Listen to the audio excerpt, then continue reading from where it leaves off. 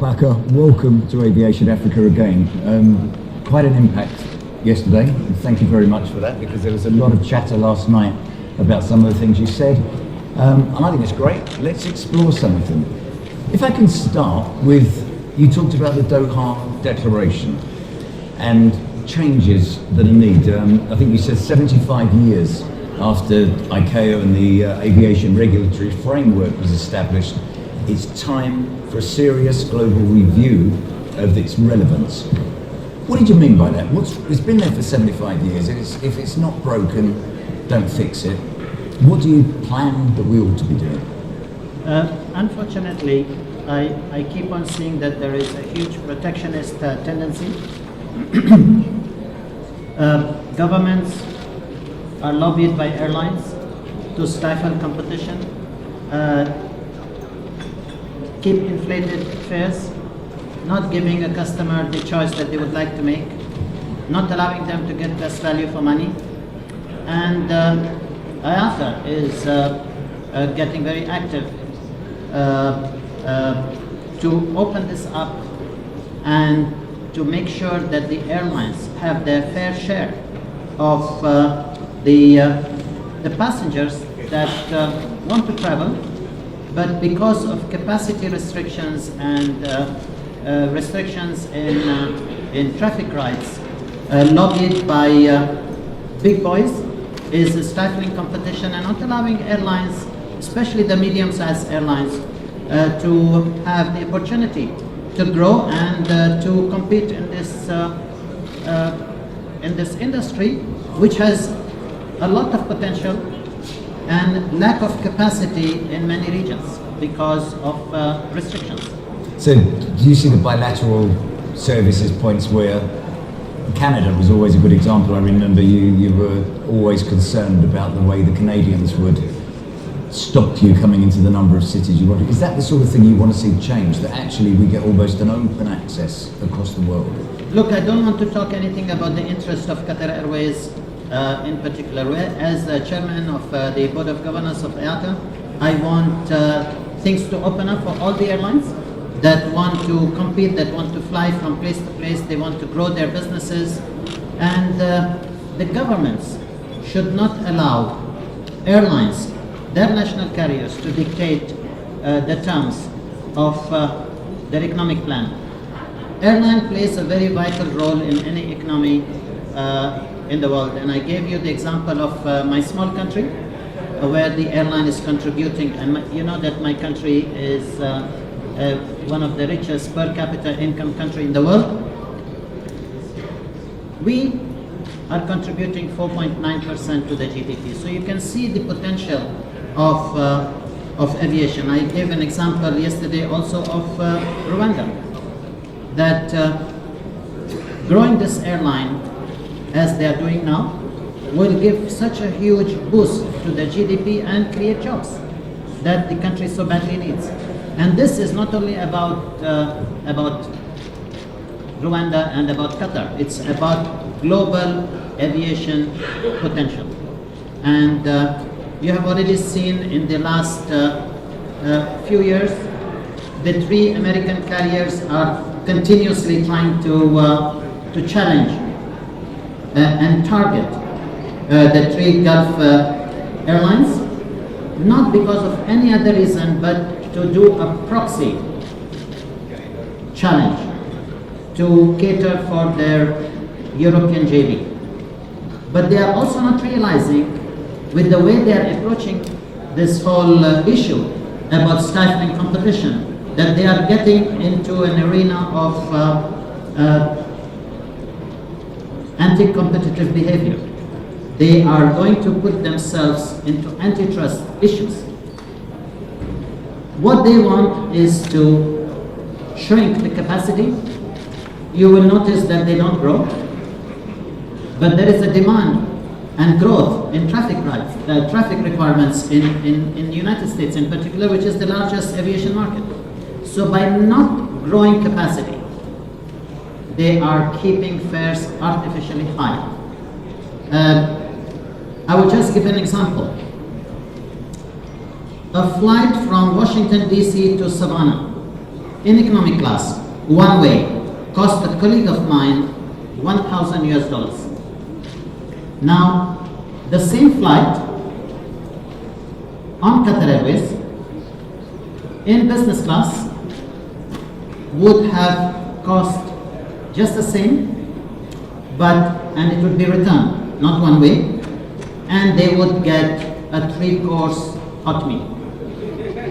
So you can imagine how, by keeping capacity low, that they are stifling competition and taking their customers to the cleaners. I don't want to mention the airline because I don't want to get into any pissing match with anybody. But the fact is that people should realize that aviation, by certain sectors, by certain countries, by certain regulators, are being used to line the pockets of the national carrier, detriment to the interest of the traveling public. But IATA has a lot of those national carriers as your members, and for many years anyone who's attended the IATA conferences will know that there's a constant complaint that most of the airline industry is not profitable. And don't those two things go against? I mean, if I could charge $1,000 to fly from Washington to Savannah and I couldn't make money on it, I've got a problem. It's not making profit, not because of anything else other than inefficiencies at airports with high charges, failure of the regulators to regulate the airport charges, not allowing airlines to get the economies of scale so that they can make money, again, stifling competition. So it's not about anything to do with IATA's issue. It is issues relating to the regulators, to the airport authorities, and opening up the market so that airlines could grow and grow in a way that they can then benefit from the economies of scale. Now I'll give you an example of a country where we are asking for traffic rights for the last 10 years. We have met all the criteria to ask for additional capacity, but they are not doing it because protecting their national carriers. And the national carriers do not have the capability to grow. So they are sacrificing the national interest of growth by stifling competition and not giving rights to carriers to go. And this will add so much economic benefit. You know, every 1,000 passengers we carry creates at least 10% equivalent to that in jobs. So you have the answer. This issue will not go away until the governments wake up and try to use the potential the aviation has on offer to them. Okay, so if we look at those airlines that put pressure on governments, invariably I suggest that they will be government-owned airlines, so they're actually part of the government. And one of the things you were talking about in the Doha Declaration was to relax restrictive airline ownership rules. So do you feel the more we could get airlines into private ownership and away from government ownership, it would be a good thing? Or do you think it's just stopping abuse within governments of the airline back to its... No, I quite frankly feel that privatizing airlines is a good idea. It will relieve government on the burden of funding those airlines.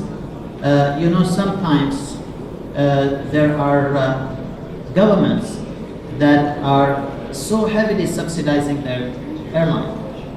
So there is a time when you need to get the monkey off your back. By pumping so much of the national resources into airlines, which is being run by bureaucrats, government appointees, not being run in a professional way, which then equals to government keeping on funding them. Now, let me go back to Qatar Airways. I'm sure you will feel that whilst I'm mentioning that airlines should be privatized, but Qatar Airways is owned by the government. But what is different with us is that there is zero government interference in running of the airline. The airline is given free hand to recruit professionals. The government has put an equity into the company, which, of course, people who cannot compete with the quality and the product we have claim that it is subsidy. These individuals do not read, though they are English speaking, they do not realize or do not understand the difference between an equity and a subsidy. Now, if they do not understand what is the difference, I will then tell them what it means. An equity is when an individual that owns a business puts capital into the organization or into the business. Subsidy means when I give you an amount of money and tell you that go and screw so-and-so people. That is the difference between subsidy and equity. Now, if my government gives me a ton of money and tell go and undermine airline A, airline B, airline C, that is the definition of subsidy. In government terms, when you want to artificially lower the price of cooking oil, staple food, that is subsidy. But when the government gives you $1 million and go and tell you to import 100 tons of rice and distribute it into the supply chain, that is not subsidy. So you can see that every time this argument is given, but governments who own airlines should let it to be run like Qatar Airways. Now, for example, there were countries which were dumping too much capacity, their airlines were dumping too much capacity into our market. And I objected during bilaterals that they should not be given additional rights. And quite rudely, my government told me, Akbar, don't interfere in this. We look at the government interest, the interest of the country. We don't only look at Qatar Airways. As an airline, you now need to compete with those airlines, but we will give them open sky. And that happened. And those airlines dumped huge capacity. And we competed, and we took the larger market share from them. So you can see how the government-owned airline is not supported by the government. And when this happens, that is the time you will see that airlines keep on becoming more successful, because they know that the government is not behind them and they are independent and they have to mind their own business. So if we look in that privatisation and the opportunities to invest, the equity deals, you've done some in China now. Of course, we had the relationship that you had with some of your alliance partners. How do you see, I mean, you said yesterday, we've got deep pockets. Do you see the opportunity for Qatar to be buying into airlines in order to control, or is it for just a value to the business?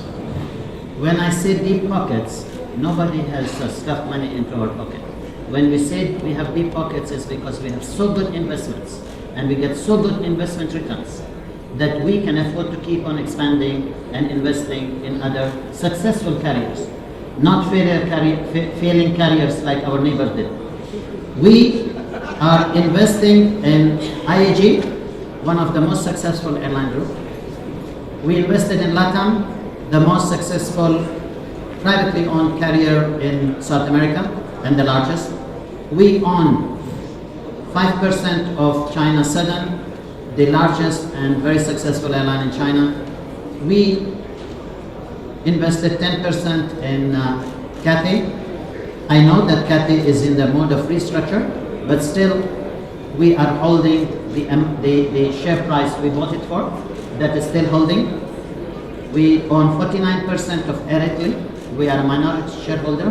And because there is now an airline in Europe that has standards of Qatar Airways, so some airlines are calling foul that Qatar Airways is using Air Italy for fifth freedom, when we do not have a single code share beyond Europe to the west. We do not land and take off at the time Aerospace is operating to the west of Italy. We have no SPA with them. So you can see that we are always investing in airlines that we feel has huge potential in order for Qatar Airways to spread its risk away from the airline.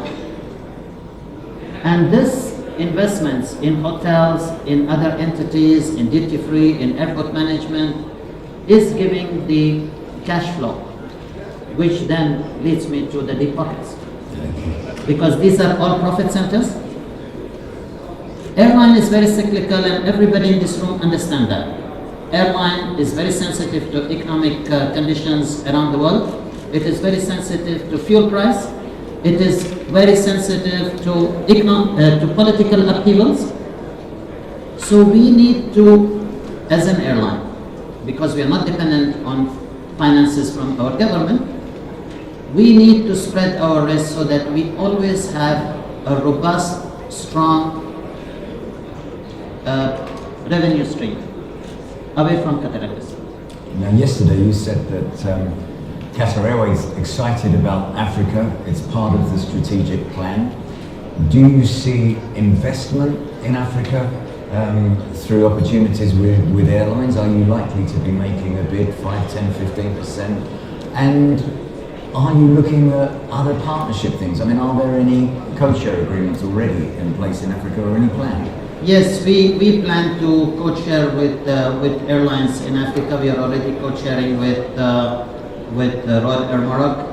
We see Africa as a continent that has a huge potential. We have 21 frequencies a week into 15 countries. We feel that we need to grow here. Africa has a huge potential. Africa has been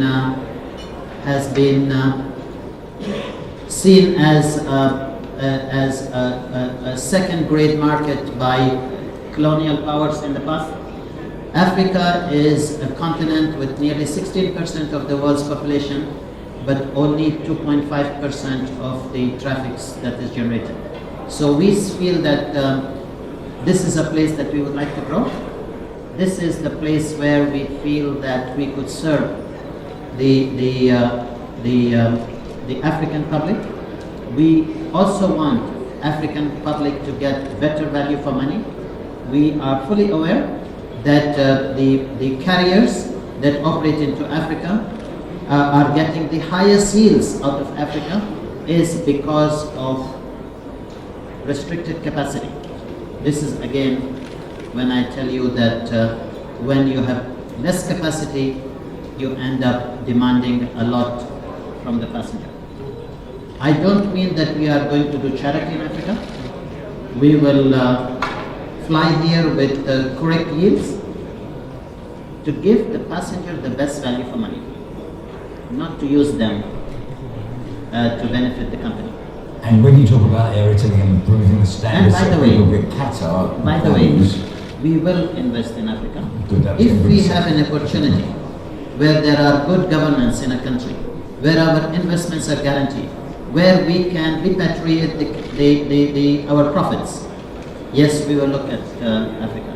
And Africa will need to do a lot to make the investment more friendly, which at the moment it doesn't. so we could see airlines growing the Qatar standards through your involvement in them to operate within the African continent. We would like very much to do that if we have the opportunity, yes. Okay, because there's been criticism over the years at AFRA meetings and even at this event in the past that the Gulf carriers are coming in to eat our lunch. You know, we are not able to compete with them. They're driving it all down. And you're seeing it as a great opportunity. Is that a great opportunity at the expense of African carriers? First of all, let me to correct a statement I made. We operate 21 frequencies a day, not a week, to 15 countries. Yes, we we feel that, could you ask your question again? Yeah, it was the African Airlines concern, and it has come up a number of times where the Gulf carriers are coming in, they're coming to eat our lunch, we can't compete with the Gulf carriers. And you're talking about the great advantages, the opportunities. Is it opportunity at the expense of African carriers? No, not at all. This is again crying wolf because they cannot compete. Because of the lack of investment, the lack of resources, the lack of modernization, the upgrading of product. Don't forget, South African Airlines is one of the oldest airlines in the continent, and if not in the world. Ethiopian Airlines, the same. Royal Air Morocco, the same. They were all in existence far, far before any Gulf carrier came to the continent. So we are not taking anybody's lunch. If they cannot meet the competition, if they cannot be ahead of the curve, if they cannot invest, if they cannot connect, whilst we connect the people of Africa to everywhere in the world, it's not our problem, it's their problem. Pilot shortages and poaching of staff is another point that's come up. There's been an exodus of skilled engineers, an exodus of pilots, going first to the Gulf and more recently to China. What does Africa need to do to try and keep to get the number of people that it wants to run its industry and to keep them? 1.3 billion people. Everybody should have an opportunity to get educated, to become engineers, to become pilots, to look for opportunities. And you know, when you have employees to whom you don't value their contribution, if you have employees that you do not compensate them which they adequately deserve, then you cannot stop them for looking at more greener pastures. And we provide that. In Qatar Airways, regardless what is the color of your skin, what is the shape of your eyes, from which country you come, every single individual have equal opportunity and have equal career development like anybody else. So we have a lot of Africans that are applying to Qatar Airways. Sudan Airways, which is non-existent today, was one of the major carriers in Africa. And I'm very proud to say that we have a lot of Sudanese working in Qatar Airways, including pilots, engineers, ground staff, in management, including senior vice president levels. So we will always tap on the expertise we have anywhere in the world.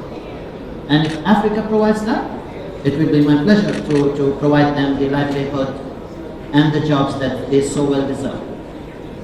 Another issue, because you talked about equality, and I know you mentioned yesterday the numbers of women employed in Qatar. You're asking me a political question. It's not a political question, it's a gender question. I know you said you employed, was it 45% or something of the airline are women. Do you still believe there's opportunities in management careers? Or are you talking about? You'll be surprised to know that we have senior engineers that are women. We have senior vice presidents that are women. We were the first airline to appoint women pilots in our region. We have captains. We have cabin crew that elected to become pilots, and we have more than 100 cabin crew, and some of them are now captains. We have 150 cabin crew in the holding pool to start their second officer training. We have equal opportunity. To be honest, the thing that went viral in Sydney, I was just actually joking. But sometimes I forget that I have to mind my tongue when a lot of journalists are around. And I really didn't mean the way it was taken, because the journalist that was from a blockading country took a delight in tweeting immediately without waiting for me to complete my sentence. And if you really go back and play back the video that was recorded when I was speaking, you will notice that that was my only first sentence, but didn't wait for me to conclude. And now that we have announcing 3 awards for women in IATA, the head of the Flight Attendants Union in the United States, which is, of course, bankrolled by one of the airlines, started to criticize me, even though I apologized to her for my comment in Dublin. She accepted my apologies and then gave me a 2-page letter teaching me about competition. I mean, I did not want anybody to teach me about competition. Actually, if anybody needs to teach competition, they should teach her, because it is her mentors that are starting competition. So I never meant the way it was taken. I respect women. Like I said, I was the first airline to recruit women engineers. We are the first airline to recruit in our region women pilots. So what does it tell you? Even a donkey would know that Qatar Airways is not about not giving opportunities to women. Especially, show me which airline has 44% that are women employees and are growing. Now I am going to ask you a political question now. I like that. Good. I'm going to talk about the blockade, because blockades, SARS, battles that are going on at the moment across India, Pakistan, things happen that affect our industry. It's always one of the first to get hit. Blockades going on for a long, long time, and it's made an impact. I think, if I'm right, you had losses last year compared to successes previously, so it's making an impact. How quickly and how did you change the strategy of the airline, where you were looking at aircraft coming across to Africa a lot more? What did you do to change that strategy, and how are you coping and remaining resilient within the airline and its people to handle that pressure of the blockade? First of all, there was no pressure. And if there was pressure, I love to work under pressure. This is why we are so good at what we do. We broke this illegal blockade within 48 hours. Within 48 hours, the whole strategy failed. And when you look in hindsight, what was achieved? Qatar's economy is growing faster than the neighbors. Qatar's balance of payment is surplus. Qatar has become very independent. Qatar has established many industries of basic stuff that we need on our day-to-day life, including flying nearly 6,000 heads of cattle, and we are today self-sufficient in dairy products. So the whole blockade that was done was to take over my country and make us submit as a puppet of our neighbors, which didn't happen and will never happen. Because Qataris are very proud people, and we will always stand up to our adversaries and not let anybody intimidate us. We managed to do this very quickly. We had 18 entry and exit points in our airways. This was brought down to 2, and over 650 flights were reduced to only 444. But we found a way to circumvent all this blockade, and we lost 18 mature destinations instantly and $1.75 billion worth of market share. It would have collapsed a lot of airlines, but we persevered. Our estimated losses were shrunk by nearly 95%. We replaced 18 destinations by 24 destinations. We are continuing to grow. Next month, when we go for the ITB, we will announce a lot of new destinations. We are buying airplanes. As a matter of fact, at Le Bourget, we will announce more aircraft purchases, whilst our adversaries are shrinking, cancelling the A380, selling aeroplanes like chocolates, shrinking the network. So, I mean, even a naive individual would realize that this was a mistake at a massive scale. And Qatar Airways, we are very proud that we have, persevered. Yes, we will have another loss-making year, but we are not the only one. Every single airline around us are losing, including airlines that were very profitable. And you know why they are losing? Is because they lost a very high-yielding market. That was Qatar. Akbar Al Baker, thank you very much for your frankness and your views. Very genuinely appreciate your appreciation.